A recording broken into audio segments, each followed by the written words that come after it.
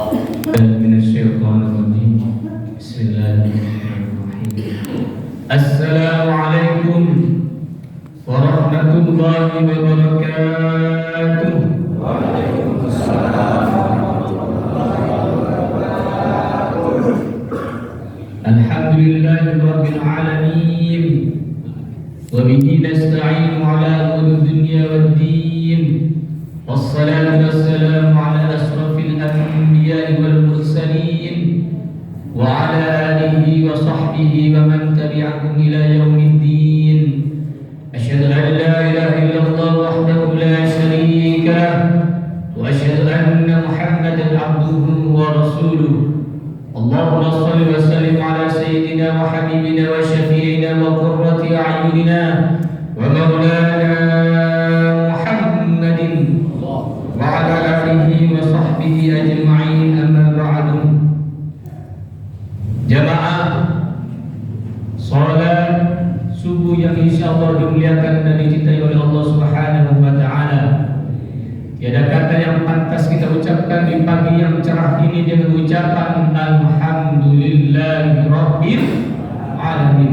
Dengan ucapan ini Allah telah memberikan karunia nikmatnya kepada kita, nikmat yang luar biasa kepada kita, nikmat yang kita rasakan pada pagi hari ini, dari nikmat tidur, nikmat kesempatan, nikmat hadirnya kita di sini, yang dimana Bapak Ibu sudah melangkahkan kaki kita, mengayunkan tangan kita menuju masjid yang kita cintai ini dalam rangka yaitu melaksanakan salah satu kewajiban kita, sholat subuh berjamaah. Mudah-mudahan sholat yang kita laksanakan, ibadah-ibadah yang kita lakukan senantiasa diterima dan dikabul oleh Allah Subhanahu wa taala. Salawat dan salam semoga selalu tercurahkan kepada baginda alam Nabi besar Muhammad sallallahu alaihi wasallam, kepada keluarganya, sahabatnya, dan mudah-mudahan kita sebagai umatnya yang selalu istiqomah dalam menjalankan sunnah-sunnahnya, yang dimana beliau telah membawa minal dhulumati ilan nur, dari gelap gulita menjadi terang benderang ini agama Islam. Mudah-mudahan salawat kita, apa yang telah Rasulullah ajarkan kepada kita, mudah-mudahan yaumul qiyamah nanti kita sama-sama mendapatkan syafaat umma, yaitu syafaat dari beliau. Amin, amin ya rabbal alamin. Jamaah yang dirahmati oleh Allah Subhanahu wa taala, regenerasi dan kaderisasi sangat penting dalam Islam, sebab suatu saat kita pasti akan mengalami kematian. Pertanyaan kita, apakah anak-anak kita masih Islam? Apakah cucu-cucu kita masih melaksanakan sholat? Bagi ulama, para kiai, para ustaz yang mempunyai pesantren, yang mempunyai lembaga pendidikan, dakwah, jihad fisabilillah, apakah perjuangannya, apakah pendidikannya masih lanjut atau tidak? Madrasah dan TPQ untuk sarana dakwah, apakah madrasah dan TPQ atau TBA bisa lanjut atau tidak? Bagi kita yang menjadi takmir masjid, kalau seandainya kita mati, apakah masjid yang kita perjuangkan ini masih lanjut atau tidak? Apakah anak-anak kita masih melanjutkan perjuangan yang kita perjuangkan ibu bapak? Inilah yang menjadi pertanyaan kita. Sebagai ikhtiar kita untuk menjamin keberlangsungan dakwah agama Islam, maka kita harus mempersiapkan anak-anak kita, cucu kita, supaya agar mereka bisa melanjutkan dakwah dan perjuangan ini. Oleh karena itu, ibu bapak, kita harus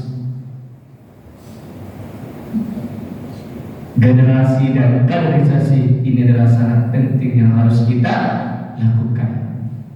Allah Subhanahu wa taala menyarankan kepada kita supaya kita itu mempunyai keturunan yang kuat. Apa maksudnya?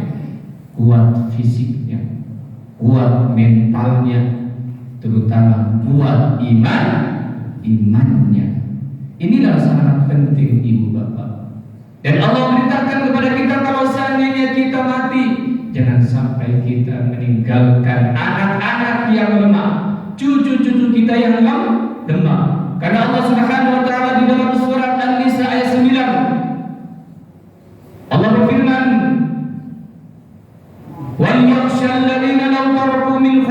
dzurriyyatan dha'afan khafu 'alaihim.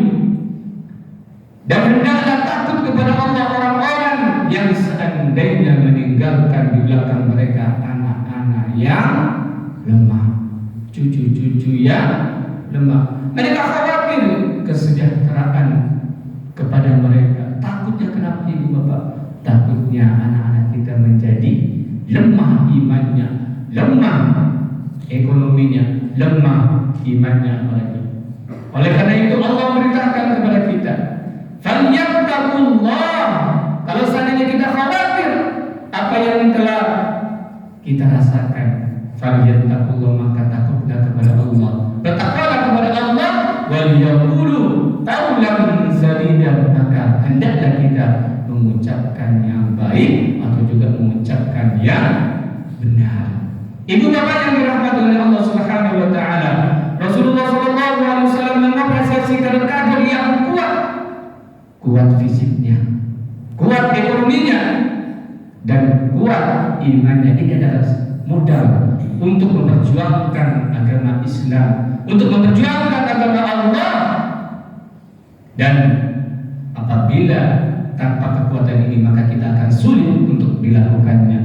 Di dalam kitab Bulughul Maram halaman 342 nomor 8, Rasulullah sallallahu alaihi wasallam bersabda, al-mu'minul qawiyyu khairun wa ahabbu ila Allah minal mu'minid dha'if.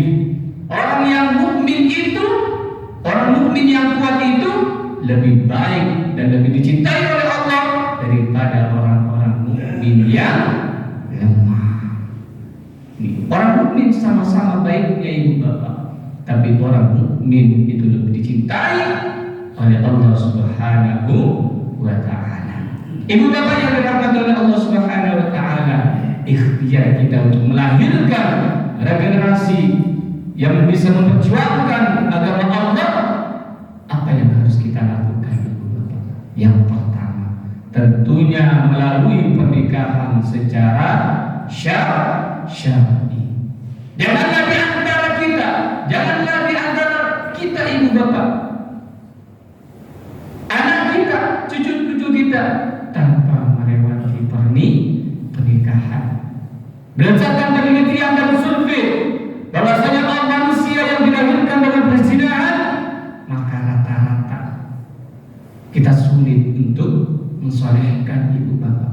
Kita sulit untuk mendidik, untuk sulit dibina, karena proses awalnya sudah tidak benar. Oleh karena itu ibu bapak, inilah salah satu pertama yang harus kita lakukan, yaitu kita nikahkan anak kita secara syar'i, secara yang diridhoi oleh Allah Subhanahu wa taala. Singkat ibu bapak. Yang kedua, yaitu kalau seandainya kita mempunyai anak gadis yang sudah cukup umur, lalu ada anak pemuda tidak tampan ibu bapak, tidak kaya, tetapi akhlaknya baik, akhlaknya bagus, imannya kuat, dan anak pemuda ini sering dia ke masjid, apakah ibu bapak menerimanya?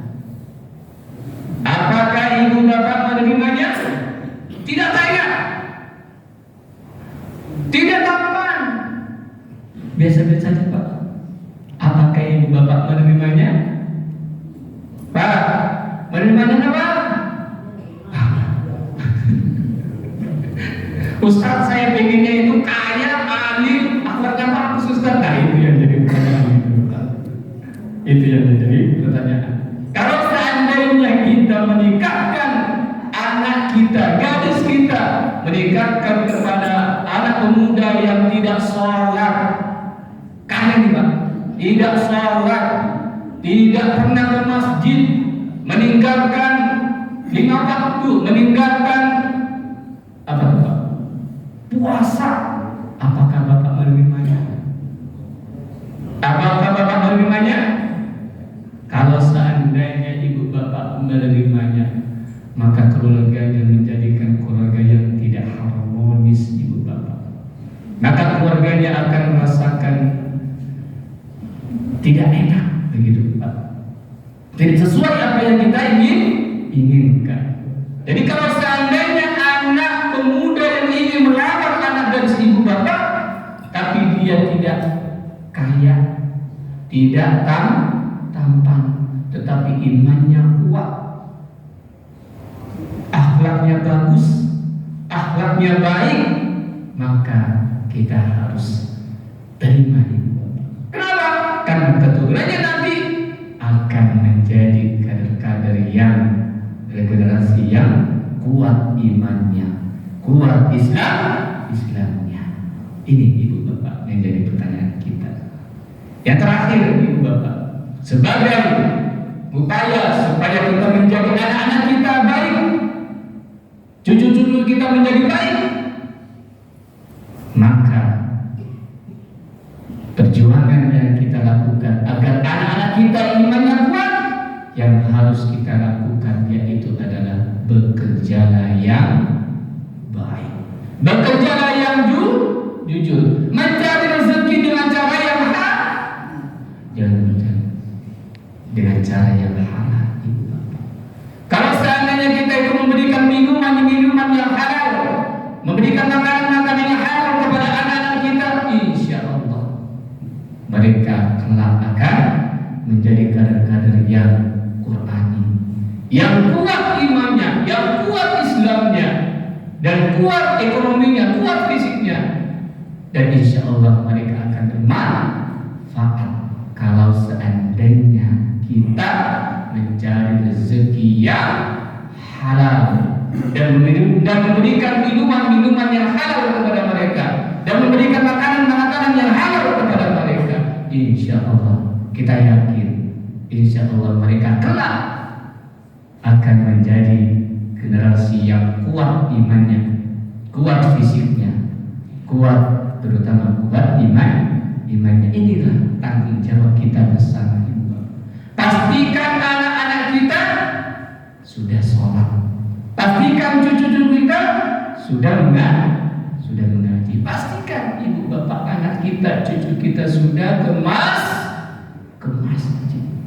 Maka berbahagialah kepada mereka yang apabila anak cucu-cucu kita sudah rajin ke masjid, rajin mengaji, insya Allah ibu bapak, apa yang kita sudah tinggalkan, lembaga-lembaga pendidikan yang sudah kita tinggalkan, apapun yang sudah kita tinggalkan, insya Allah mereka akan melanjutkan dakwah perjuangan kita.